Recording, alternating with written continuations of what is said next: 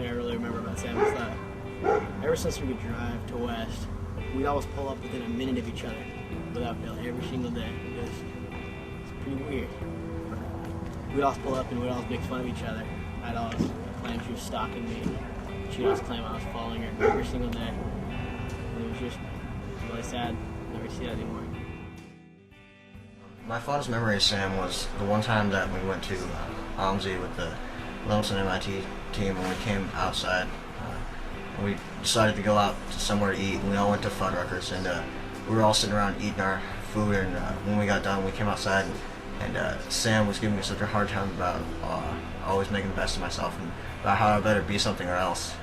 You know, I'd get it from Sam, and that was pretty threatening coming from Sam, because, you know, she worked out a lot, she was a pretty strong girl, and her and Amy always used to give me a hard time about that, always telling me how if I didn't become something great, that they were both going to pound me.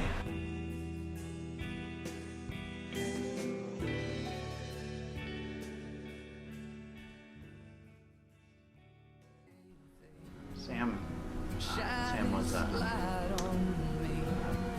somebody I loved very, very much. She was always in this classroom. She was always having fun in this classroom. I look around here and I see so many things that she was doing. She used to spend her evenings here. She used to spend her weekends here. She used to sit in this chair all the time. And that used to really annoy me because she would always be stuck here in front of my computer. I'd pull the chair out, roll her away, and try to get my work done, and she would always roll right back in there as soon as I got out. That was always, it was funny to talk with her about that. And we were here for so long together, and I remember her looking over at me and saying, "Hey, Mr. Lampert, I've been here so long, you're like my second dad." That really touched my heart. I looked at her and I said, "Well, you know, I'm going to be your second dad, and you're going to have to name your firstborn child Mr. Lampert." She got a real chuckle. I remember we were at a robotics competition. Like we had a bunch of rounds in a row, so we couldn't go anywhere for a while, and I got really hungry. And somebody mentioned it to her, and she had this one of those candy necklaces that she gave me, and I ended up, like, she'd been wearing it all day, and I kept telling her how didn't taste very good. And then she let me borrow it for like one round, and I ate pretty much all of them. And then, like, between the rounds, we came up with we made a deal that I would eat all of them, except for and we'd leave all the yellow and blue ones, and then she would take all the blue ones, and I would take all the yellow ones. And then, like, the next round, I forgot about it because it got caught up in the competition. I ate all of them, and so then she made me buy her a milkshake at her. The night of the prom, when we were at dinner, we were counting up all of her bills together to see what we should leave for a tip. And I pulled out my phone and I typed it in and got it all settled out. But she had to set me up when I pulled out her Texas Instruments Voyage 200 calculator. She carried it in her purse to prom dinner. All 10 pounds of, I guess you could say, new technology. She was so proud of that calculator.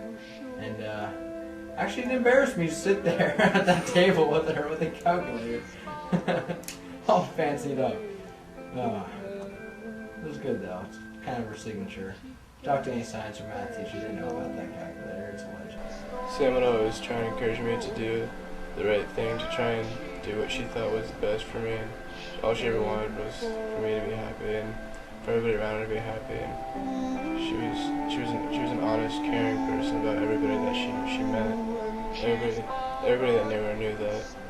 And she was just funny, outgoing, and a lot of fun to be around. Sam was just one of the nicest, most honest people I've ever met, and we're all going to miss her a lot.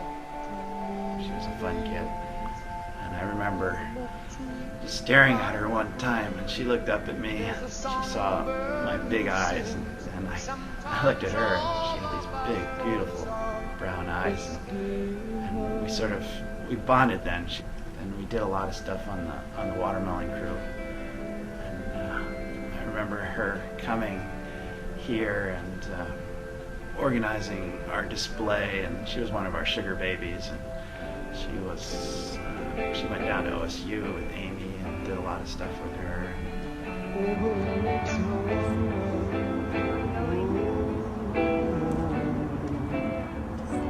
was a great friend, and I'm so happy I got to know her. Your best friend, because she was my best friend. There's a feeling I get when I look to the west, and my spirit is crying for leaving. In my thoughts I have seen rings of smoke through the trees, and the voices of those who stand looking. Sam was definitely an awesome person, and I know I'm gonna miss her. It's gonna be way different not seeing her walking to school and seeing her around. What an amazing person she was, because like she's just like so nice to everyone. It's so fun to be around. I remember like every time I was with her, I just think like how lucky I was just to know her. And it's whispered that soon, if we all call the tune, then the piper will lead us to reason, and a new day will dawn for those who stand long, and the forests will echo with laughter. Sam was just one of the nicest, most honest people I've ever